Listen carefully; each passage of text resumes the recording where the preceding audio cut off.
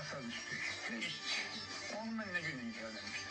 Şundan Allah'a dedim bir vakit çörek atlamışım ben. Şu çöreği cebimde getirip onu ikram etmişim.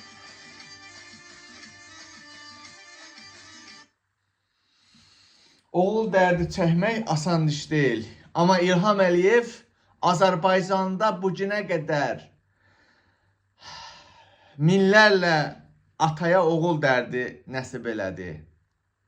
Minlərlə atanı vaxtından əvvəl qocaltdı. Adını da qoydular ki, şəhid oldu. Bir dənə nazirin, məmurum balası o uca zirvəyə gəlib çata bilmədi. Ancaq 30 ildə ancaq Kasımın balası getdi uca zirvəyə. Dəfələrlə danışmışıq ha. Daha danışmışıq. Şəxsən mən dəfələrlə belə videolar göstərmişəm.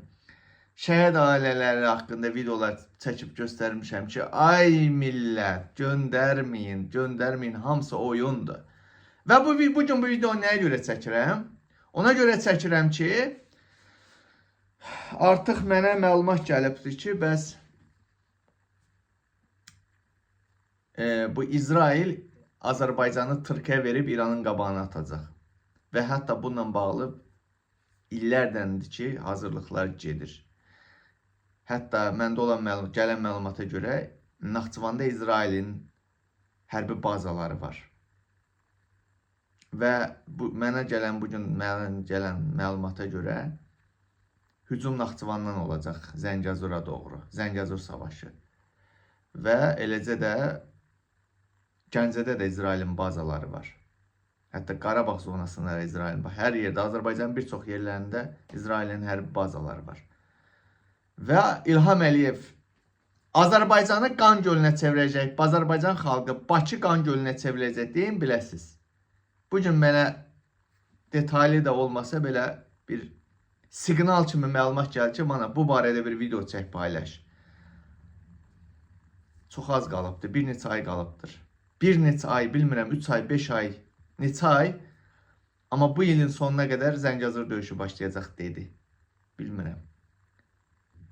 Azərbaycan xalqı və onu da deyim ki, artıq 30 yaşı, hətta 30 yaş olanları belə təlimatından çağırırlar. Yəqin ki, özünüz eşitmişsiniz, görmüşsünüz. Balalarınızı hazırlayın növbəti İlham Əliyevin müharibə qırğınına, soyqırımına. Və bu şəhid atası kimi göz yaşlı qalın ki, oğlumu zülmlə, zillətdən böyütdüm, apardım, heç kimə lazım olmayan andıra qalmış Zəngəzur uğrunda verdim qurban. Azərbaycan xalqı, bir daha təkrar edirəm. İsrail Azərbaycanı yem kimi atacaq İranın qabağına ki, get arxandayam, get Zəngəzura gir deyə. Və İran elə bu DTX, MTX, PTX cəmaatın beyninə bu avtofat temalarını yeridibdir ki, güya bizimkilər də qaza gəlib deyir ki, bizim ordumuz 44 gündə Ermənistana girərdi. Qarabağı aldı, bəs İrana da girər. Cicdillaq yığını bilət. Ostraq yığını bilət. İran sizin üçün Ermənistan deyil. İranda elə raketlər var ki, bir dənə elə atsa Bakının yarısı gedər. Binalar zaten böyle hamısı keyfiyyətsiz binalar. Bir Əmingəsəvərə raket atsa Bakı suyun altında qalacaq. Xəzər dənizinə bir raket atsa Bakının yarısını su aparacaq. Qoyun yığını qoyun.